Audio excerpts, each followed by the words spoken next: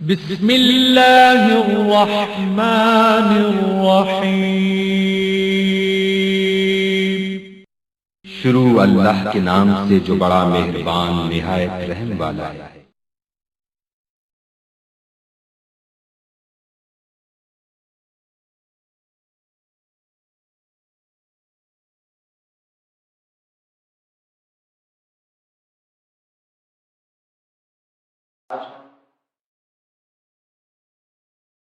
حضرت علی کرم اللہ وجہ کریم رضوان اللہ تعالیٰ علیہ اجمعین کے فضائل میں بات کریں گے۔ 13 رجب کو آپ کی ولادت ہوئی اور مولود کعبہ کے عنوان سے بہت سارے پروگرام انعقاد ہوتے ہیں، اس میں سیدنا علی رضی اللہ تعالیٰ عنہ کے بیان کیا جاتا ہے، اور چونکہ حضرت علی رضی اللہ تعالیٰ عنہ کی محبت جزو ایمان ہے، ایمان کا حصہ ہے۔ حضرات صحابہ کرام حضرت ابو ہریرہ رضی اللہ تعالیٰ عنہ راوی ہیں۔ صحابہ کرام کا طریقہ یہ تھا، جب وہ کسی کو بڑا نمازی، پرہیزگار اور عبادت گزار دیکھتے کہ پنجگانہ نماز پڑھتا ہے، تکبیر اولیٰ کا ثانی ہونے دیتا، تسبیحات پڑھتا ہے، نوافل کی کثرت کرتا ہے، قرآن کی تلاوت کی کثرت کرتا ہے، مگر ہم یہ جانتے نہ ہوتے کہ وہ ہے کون، اس کی پہچان نہ ہو۔ تو صحابہ کہتے ہیں یہ جاننے کے لیے کہ یہ صاحب ایمان ہے یا منافق ہے، اس کے نفاق اور ایمان کو جاننے کے لیے جب کثرت نوافل، کثرت تسبیحات اور کثرت عبادت ایک کر ہم جان لینا کہ کون ہے، تو ایمان پہچاننے کے لیے ہم حضرت علی کا ذکر چھیڑیں۔ اگر تو حضرت علی کا ذکر سن کر اس کا چہرہ حشاش بشاش ہو جائے اور اس کے چہرے پہ رونق آ جائے اور اس کا چہرہ کھل جاتا ان کے ذکر سے، تو ہم جان جاتے ہیں کہ یہ صاحب ایمان مومن ہے۔ اور اگر اس کے چہرے پہ قبض ہو جاتی، اس کے چہرے پہ خم آ جاتا اور حضرت علی کا ذکر سننے کے لیے تیار نہ ہوگا، تو ہم جان جاتے کہ بدبخت یہ سب دکھاوا ہے، نمازیں،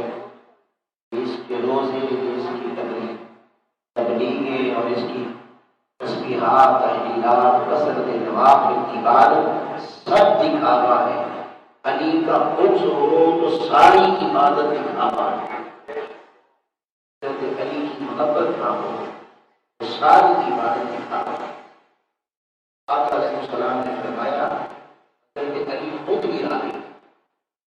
آپ فرماتے ہیں کہ مجھے آقا نے فرمایا صلی اللہ علیہ وسلم، علی تم سے محبت مومن کے سوا کوئی کر نہیں سکتا اور تم سے بغض منافق کے سوا کوئی کر نہیں سکتا۔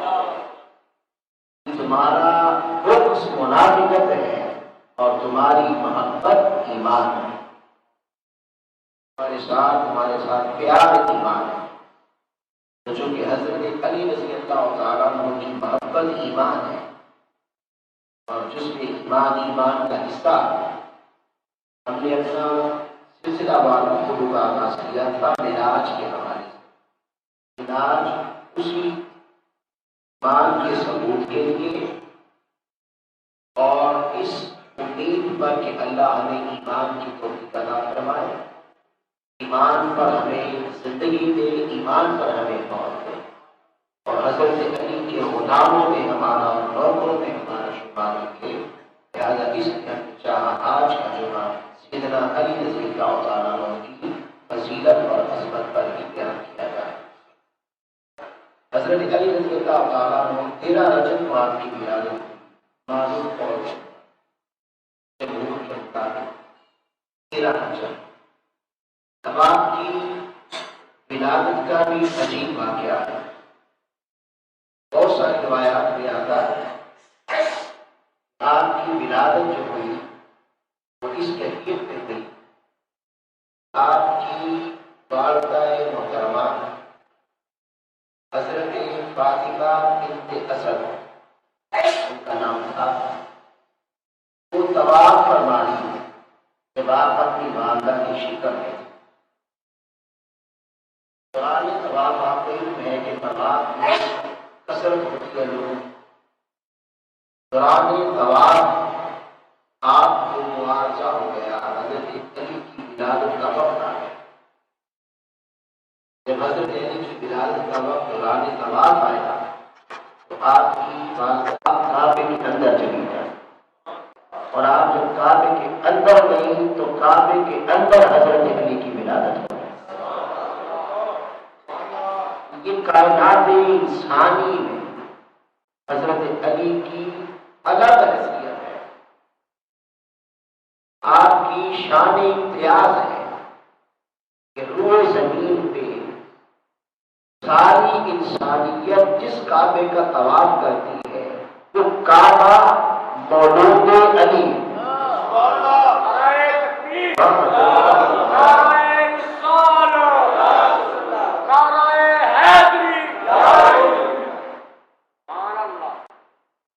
کعبے کے اندر ولادت ہوئی۔ حضرت عیسیٰ علیہ السلام کی جب ولادت کا وقت تھا تو ان کی والدہ محترمہ بیت المقدس کے قریب تھی۔ حضرت عیسیٰ علیہ السلام حضور نے فرمایا علماء امتی کانبیاء بنی اسرائیل، میری امت کے علماء بنی اسرائیل کے نبیوں جیسے ہو۔ یہ تو آپ نے فرمایا کہ علماء امتی، امت کے علماء، علماء کی بات، اور جب حضرت علی کے علم کی بات آئی نے کیا خود کہا تو شعر ہے قوالی کا، علی نال بغض رکھیں ایویں تو نکمیاں، علی نال بغض رکھیں ایویں تو نکمیاں، اوتھے تیرا حج ہوے جتھے علی جمیا، اوتھے تیرا حج ہوے جتھے علی جمیا۔ کعبے کے اندر ولادت ہوئی، اب ولادت ہو گئی، 3 دن گزر گئے، 3 دن گزر گئے، نہ حضرت علی نے کچھ کھایا پیا نہ آنکھ کھولی۔ ولادت کے 3 دن تک نہ ماں کا دودھ پیا نہ کچھ کھایا اور نہ ہی آنکھ کھولی، آنکھ بھی بند۔ فاطمہ بنت اسد آپ کی والدہ محترمہ بڑی پریشان ہوئی، 3 دن گزر گئے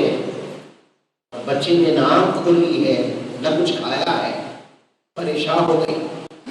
اس پریشانی کی کیفیت میں وہ حضور کے پاس آئے، آقا علیہ السلام کے پاس آئے۔ واہ واہ، حضرت علی کون ہے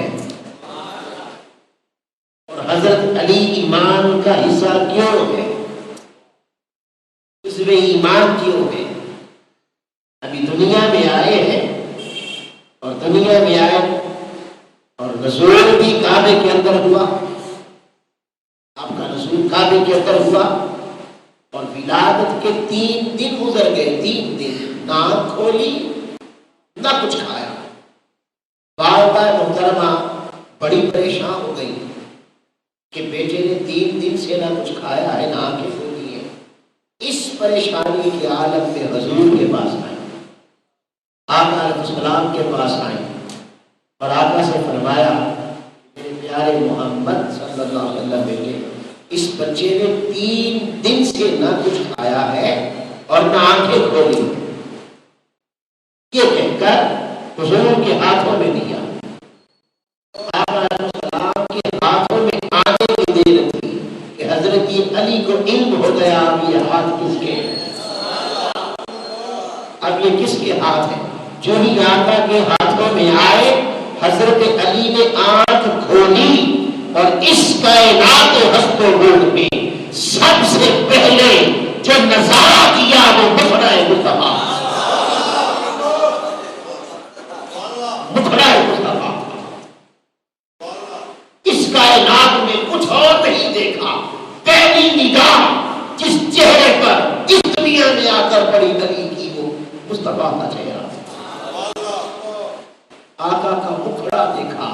نگاہ کھول دی، مسکرا پڑے، اور کھایا کچھ نہیں تھا، کھایا کچھ نہیں تھا، پیا کچھ نہیں تھا۔ اس بچے کو گوٹی بھی دیتے ہیں نا، قربان جائے۔ حضور نے ہاتھوں میں اٹھایا، حضرت علی نے آنکھیں کھول دی اور وضحا کا مکھڑا دیکھا، پہلی نگاہ وضحا کا مکھڑا دیکھا۔ اور چونکہ کھایا کچھ نہ تھا، آقا علیہ السلام نے اپنے نواب کرم سے بچی ہوئی سب سے پہلے اس کائنات میں جو کچھ بٹتا ہے کھاتا ہے، کوئی ماں کا دودھ پیتا ہے، کوئی شہد کھاتا ہے، کوئی بچہ شہد کھاتا ہے، کوئی کچھ کھاتا ہے، کوئی کچھ کھاتا ہے۔ علی تیری عظمت کے قربان، اور علی تیری محبت کے قربان، اور علی تو نے جو عشق کا مقام پایا اس عشق کے قربان، پہلا نگاہ میں کائنات میں جو دیکھا فتوحا کا مکھڑا تھا، اور اس کائنات میں رزق کا آغاز جس سے کیا وہ مصطفیٰ کا نواب تھا۔ آغاز کھانے کا نہیں، بتائیں علی کیوں نہ ایمان کی جان ہوتا، علی کیوں نہ ایمان کی شان ہوتا، اور علی کیوں نہ فلائف کا بادشاہ ہوتا، اور علی کیوں نہ پھر مومنوں کی دلوں میں بستا کیوں نہ ہوتا۔ یہ پیدائش کا یہ عالم ہے، پیدائش کا یہ عالم ہے۔ پھر جب آپ نے اعلان نبوت کیا، اعلان نبوت فرمایا، تو ساری صحبت بھی حضور کی گود میں تھی۔ حضرت ابو طالب چونکہ آپ کثیر الاولاد تھے، حضرت ابو طالب کثیر الاولاد تھے، آقا علیہ السلام کی پرورش بھی ان کے پاس ہوئی تھی، اور حضور علیہ السلام اب جوان ہو چکے تھے۔ اب حضور علیہ السلام کی کوشش رہتی تھی کہ وہ اپنی چچا کی کفالت کرتے ان کا ہاتھ بڑھاتے ہیں، تو انہوں نے پھر حضرت علی جب پیدا ہوئے تو انہیں گود میں لے لیا، حضور نے گود میں لے لیا کہ انہیں میں پالوں گا۔ تو اسلام 9 سال کی عمر میں قبول کیا، مگر 9 سال کی عمر سے پہلے کا سارا زمانہ بھی مصطفیٰ کی صحبت میں ہوگا، آقا علیہ السلام کی تربیت میں ہوگا، رسول اللہ صلی اللہ علیہ وسلم کی سنت میں اور صحبت میں ہوگا۔ پھر جب صفا کی پہاڑی پر کھڑے ہو کر حضور نے اعلان نبوت فرمایا کہ میں اللہ کا نبی ہوں، اور کہا یا ایھا الناس قولوا لا الہ الا اللہ، لوگوں کہہ دو اللہ کے سوا کوئی عبادت کے لائق نہیں ہے، وہ وحدہ لا شریک ہے، اس پر ایمان لے آؤ۔ لوگ برہم ہوئے، برہم ہوئے، جب لوگ برہم ہوئے تو سارے اجتماع میں 9 سال کی عمر مبارک کی حضرت سیدنا علی رضی اللہ تعالیٰ عنہ کی جب آپ نے اعلان نبوت فرمایا، جب سارے کفار مشرکین اور سارا عالم دشمن تھا، حضرت علی نے سب کے سامنے کھڑے ہو کر اعلان کیا کہ اے آقا مصطفیٰ محمد ہے، محمد صلی اللہ علیہ وسلم، میرے بھائی آپ پر ایمان لانے کا اعلان نہیں کرتا۔ اس ماحول ساری زندگی حضور کی تربیت میں رہے، پھر آقا علیہ السلام کی تربیت میں نماز پڑھتے تھے،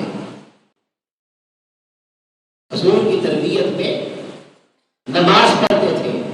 اور آپ چونکہ مصطفیٰ کی تربیت میں پلے تھے، شرک تو دور کی بات ہے، معاشرے کی بھی کوئی گندگی آپ پر چڑھنے نہیں پائی، معاشرے کی گندگی کو کوئی غلط چڑھنے نہیں پایا۔ آج لوگ ایک غلط روایت کرتے ہیں اور وہ یہ کہتے ہیں کہ یہ جو آیت نازل ہوئی، یا ایھا الذین آمنوا لا تقربوا الصلاۃ وانتم سکارى، صحابہ نے نماز حالت شراب پہ پڑھی، ابھی تک شراب کے حرمت کا حکم نہیں آیا تھا، صحابہ نمازیں پڑھتے تھے، شراب بھی پیتے تھے، تو اس دورانیے میں جماعت کروائی، یہ مغرب کی نماز تھی، تو مغرب کی نماز کی پڑھتے ہوئے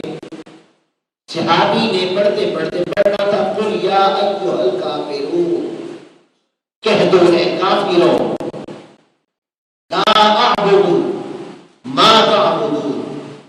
جس کی تم عبادت کرتے ہو اس کی میں عبادت نہیں کرتا، یہ کہنا تھا۔ تو چونکہ شراب کا نشہ تھا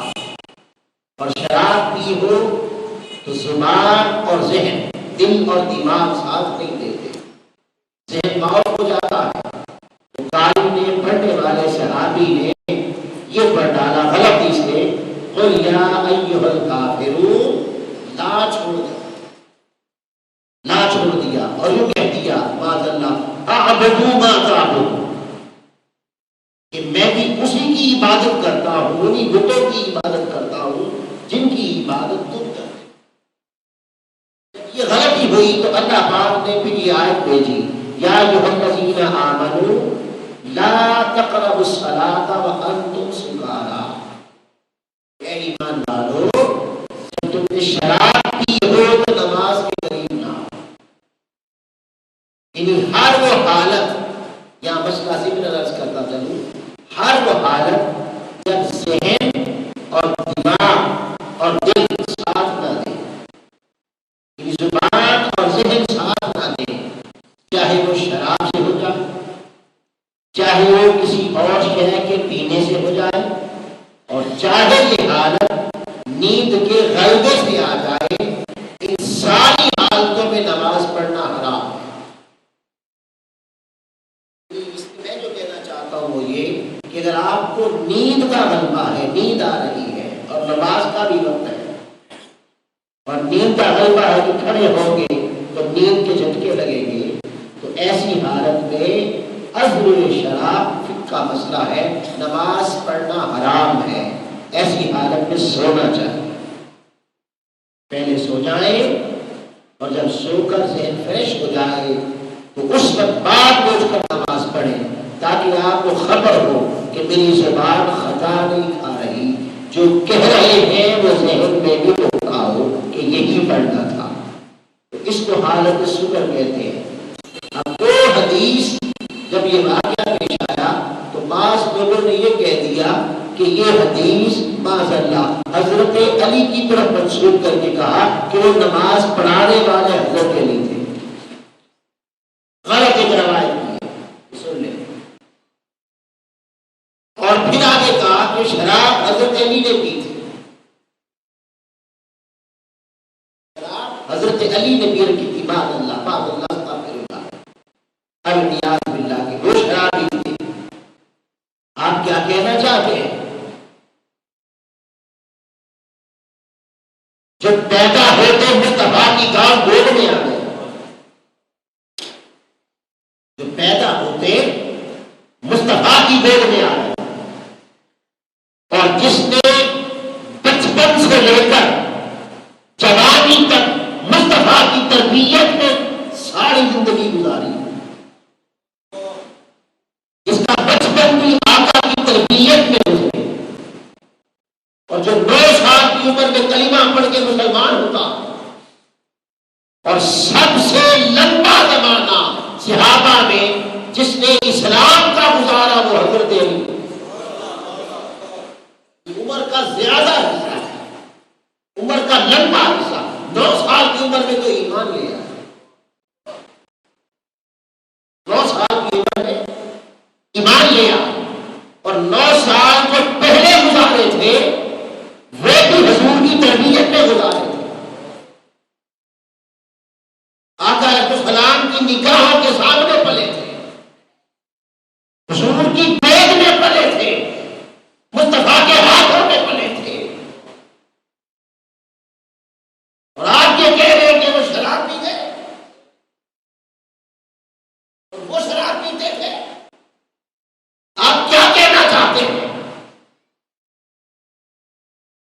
آپ کیا کہنا چاہتے ہیں کہ مصطفیٰ کی تربیت میں کوئی فرق تھا؟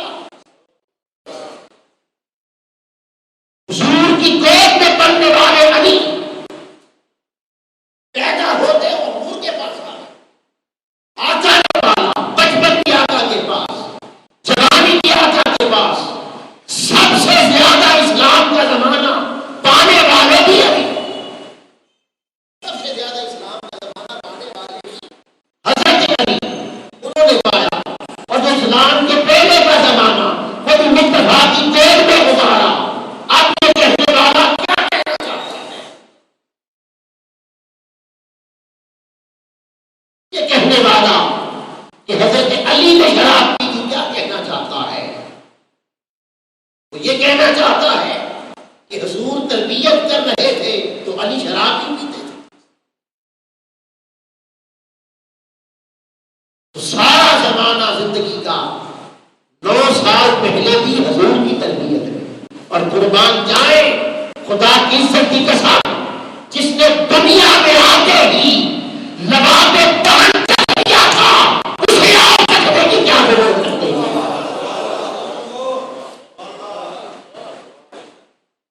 جس نے وہ مصطفیٰ کے لباب کے شراب پی لی تھی،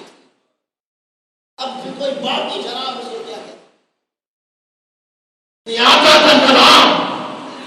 گٹی آقا کے لباب کی مل گئی، اور سب سے پہلے ہی جب مصطفیٰ کے لباب کی شراب پی تھی،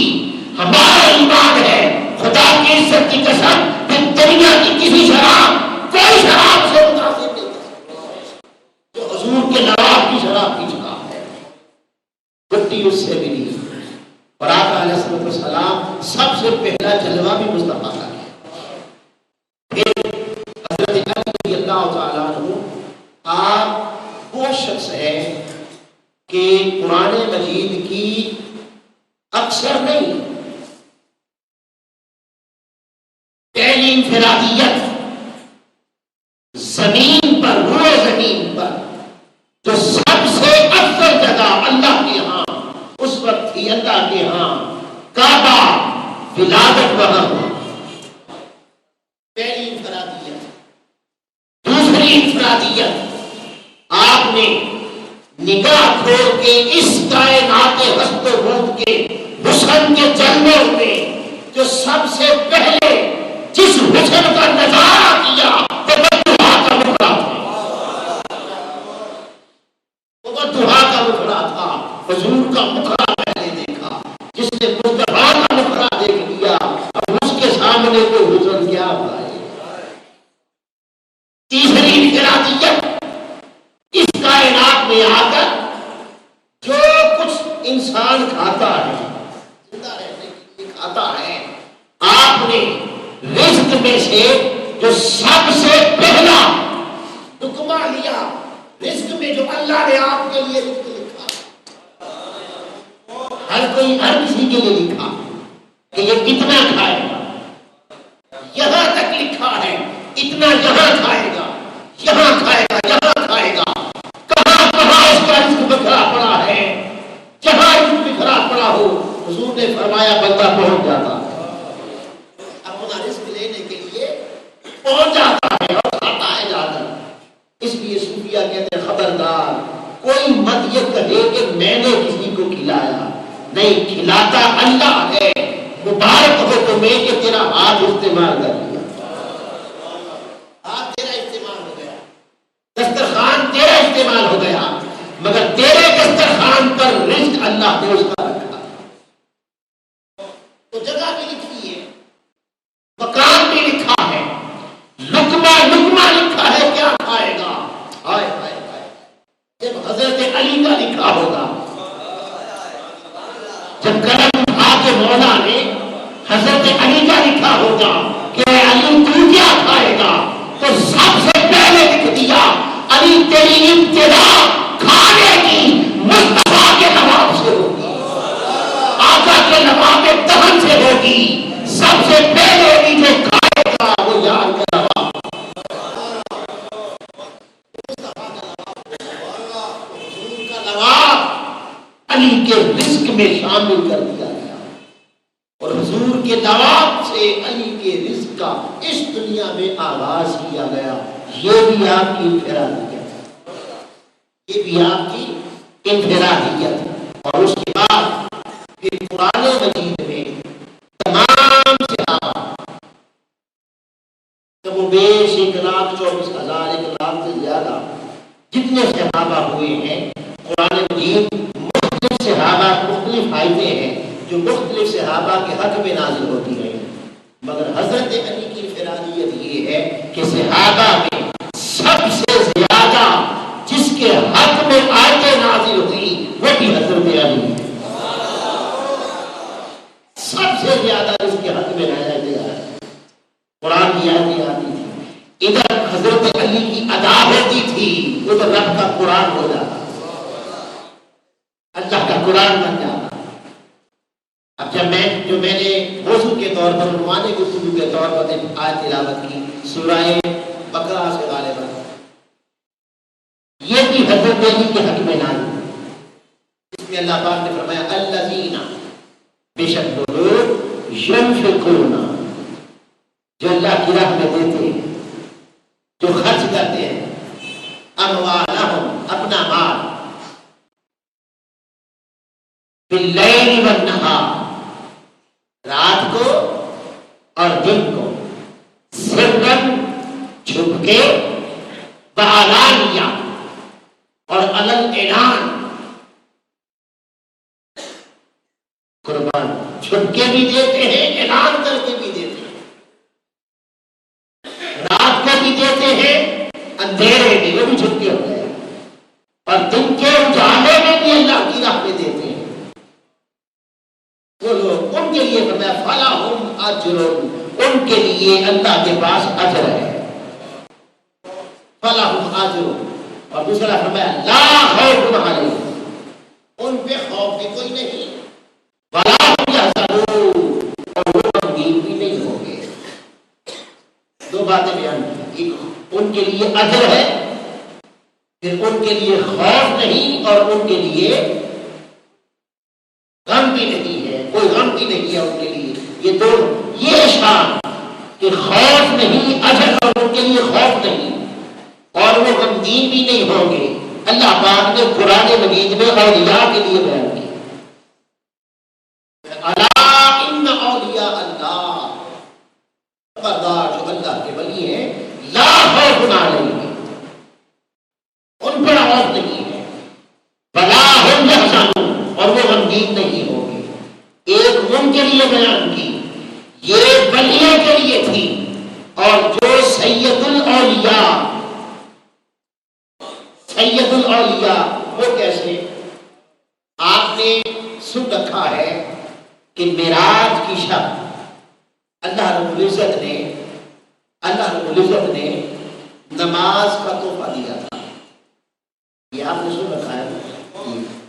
اللہ تعالیٰ نے ایک نماز کا تحفہ دیا تھا، ایک تحفہ اور دیا تھا، اور وہ تحفہ کیا تھا؟ آقا نے فرمایا تھا انا خاتم النبی، میں اللہ کا آخری نبی ہوں،